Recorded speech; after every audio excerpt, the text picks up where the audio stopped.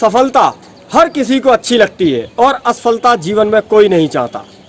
अब सफलता मिलेगी कैसे, सफलता आखिर कैसे मिलती है, यह बहुत इंपॉर्टेंट क्वेश्चन है। अगर आज आप लीक से हटके यानी ट्रेडिशन से हटके कोई काम करना चाहते हैं तो आप जैसे ही प्रयास शुरू करेंगे और बाई चांस यदि आप असफल हो गए, आपको अनसक्सेस मिली, आपके सारे दोस्त, आपके सारे मिलने वाले, आपके रिश्तेदार ज्ञानचंद की भूमिका निभाने टपक पड़ेंगे आपके पास और शुरू कर देंगे आपको अपने ज्ञान की उल्टियां करना। ऐसे ऐसे लोग जिन्होंने जीवन में खुद कुछ नहीं उखाड़ा, वो आपको बोलेंगे अरे यार तुमने ये गलत किया, ऐसे नहीं करना था, इसीलिए तुम सफल नहीं हुए। लेकिन दोस्तों, सफल होने के लिए पहले जीवन में असफल होना पड़ता है। जिसकी असफलता जितनी बड़ी होती है, उसकी सफलता की इमारत उतनी ही मजबूत और उतनी ही ऊंची होती है। सफलता का तो रास्ता ही असफलताओं की सड़क पर होकर निकलता है। आज हम आपको एक ऐसे शख्स के बारे में बताने जा रहे हैं जिसने सैकड़ों असफलताओं के बाद सफलता का इतिहास रच दिया। आज MDH मसाले का नाम किसने नहीं सुना? विश्व की हर रसोई में आज MDH मसाले पाए जाते हैं। मैं आज बात करने जा रहा हूं महाशय दी हट्टी यानी MDH के मालिक मिस्टर धर्मपाल गुलाटी के बारे में। वीडियो पर अंत तक बने रहिए क्योंकि इसके बाद एक और महान शख्स की कहानी भी मैं आज इस वीडियो में आपको बताऊंगा। धर्मपाल गुलाटी का जन्म पाकिस्तान के सियालकोट में हुआ। वहां उनके पिता की एक मसालों की दुकान थी। उस दुकान का नाम था महाशय दी हट्टी। मिस्टर गुलाटी के जीवन की पहली असफलता थी, वो 5वीं क्लास में फेल हुए और उसके बाद जीवन में कभी पास ही नहीं हो पाए। चूंकि पढ़ाई में वो कुछ कर नहीं पाए, इसलिए उनकी पढ़ाई बंद हो गई। उसके बाद उनके पिता ने उन्हें एक बढ़ई की दुकान पर काम सीखने के लिए लगा दिया। लेकिन मिस्टर गुलाटी कहाँ ये सब काम करने वाले थे। ये थी उनकी दूसरी असफलता। वहां भी वो काम नहीं कर पाए और वहां से भी उनको निकाल दिया गया। अब तीसरी बार उन्हें एक चावल की फैक्ट्री में काम पर लगाया गया, लेकिन मिस्टर गुलाटी वो भी नहीं कर पाए।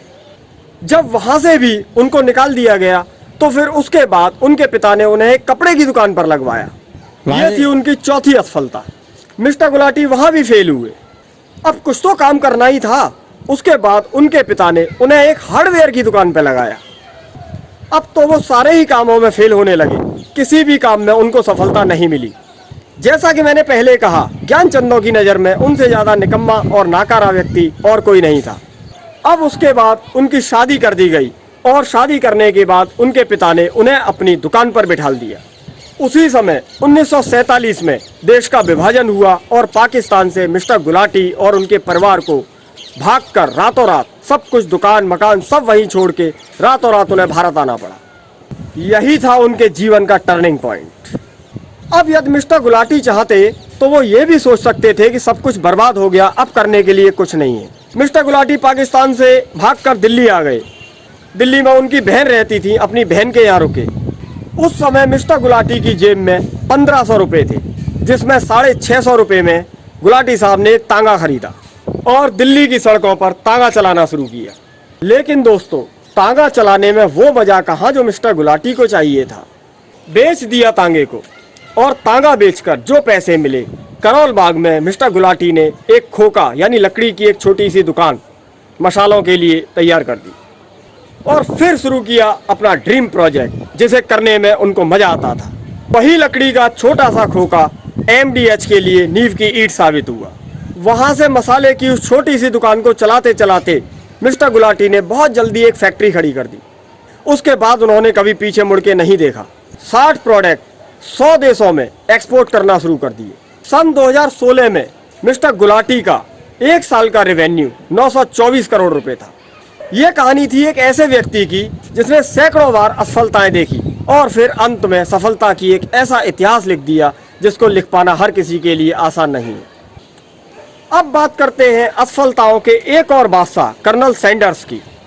हाँ, KFC सीरीज के मालिक कर्नल सैंडर्स 5 साल की उम्र में उनके पिता का देहांत हुआ। 16 साल की उम्र में उन्हें स्कूल छोड़ देना पड़ा। जब तक कर्नल साहब 17 साल के हुए, कुल 4 नौकरियों से उन्हें निकाला जा चुका था। 18 साल की उम्र में कर्नल सैंडर्स की शादी हुई। उस समय उन्होंने कंडक्टर की नौकरी ज्वाइन की। कुछ ही दिन में वहां से भी निकाल दिए गए। उसके बाद कर्नल सैंडर्स आर्मी में गए। आर्मी में भी कुछ ही दिन टिक पाए, उसके बाद वहां से भी निकाल दिए गए। फिर कर्नल सैंडर्स ने लॉ में एडमिशन लेने के बारे में सोचा। लॉ कॉलेज में गए, इंटरव्यू दिया, वहां से भी निकाल दिए, रिजेक्ट कर दिया गया उनको। अब रोजी रोटी के लिए, पेट भरने के लिए कुछ तो करना था। कर्नल साहब ने लोगों का इंश्योरेंस करने का काम शुरू किया, लेकिन वहां भी उनको असफलता के अलावा कुछ नहीं मिला। कर्नल सैंडर्स का इंश्योरेंस का भी काम ठप। अब स्थिति यहाँ तक आ गई, 20 साल की उम्र में उनकी पत्नी भी उन्हें छोड़ के ओके टाटा बाय बाय करके निकल ली। अब कर्नल साहब एक रेस्टोरेंट में बावर्ची की नौकरी पर लग गए। यहाँ उन्होंने अपनी उम्र के 65 साल के हो जाने तक बावर्ची की नौकरी की। जब कर्नल सैंडर्स की उम्र 65 साल हुई तब वो उस होटल से रिटायर हुए। अपने 65 वर्ष के संघर्ष में कर्नल सैंडर्स कई बार बुरी तरह टूट गए और उन्होंने आत्महत्या करने का प्रयास कई बार किया। लेकिन दोस्तों, कर्नल साहब को आत्महत्या में भी मिली तो सिर्फ असफलता। कर्नल सैंडर सफलतापूर्वक आत्महत्या भी नहीं कर पाए। एक दिन कर्नल सैंडर बहुत दुखी होकर निराश मन से एक पेड़ के नीचे बैठे थे। अब उनको पेड़ के नीचे बैठे बैठे अचानक एहसास हुआ कि नहीं, अभी अंत नहीं हुआ है, अभी बहुत कुछ बाकी है। उनके मन में ख्याल आया कि वो एक बहुत अच्छे कुक हैं। अब आप देखिए, 65 वर्ष की उम्र में एक बुजुर्ग व्यक्ति जिसने जीवन भर सिर्फ गरीबी और असफलता देखी है, ऐसा व्यक्ति अपने सपनों को सच करने कुछ मसाले और एक प्रेशर कुकर लेकर निकल पड़ा मार्केट में। अब कर्नल सैंडर्स ने बहुत सारे रेस्टोरेंटों में इंटरव्यू देना शुरू किया। कभी एक रेस्टोरेंट तो कभी दूसरे रेस्टोरेंट तो कभी तीसरे रेस्टोरेंट। दोस्तों, आप सोच भी नहीं सकते, कर्नल सैंडर 1009 रेस्टोरेंटों में अपना इंटरव्यू देकर रिजेक्ट हुए। एक 65 वर्ष के बुजुर्ग व्यक्ति की आप लगन देखिए। दोस्तों, आप सोच भी नहीं सकते, एक 65 साल का बुजुर्ग 1009 जगह से रिजेक्ट होने के बाद भी उनका जोश ठंडा नहीं पड़ा। 1010वीं बार में उन्हें एक रेस्टोरेंट से पहला ऑर्डर नसीब हुआ। आज विश्व के 120 देशों में 18,000 से ज्यादा रेस्टोरेंट KFC ब्रांड के हैं। KFC की कमाई आज सालाना $20 अरब है।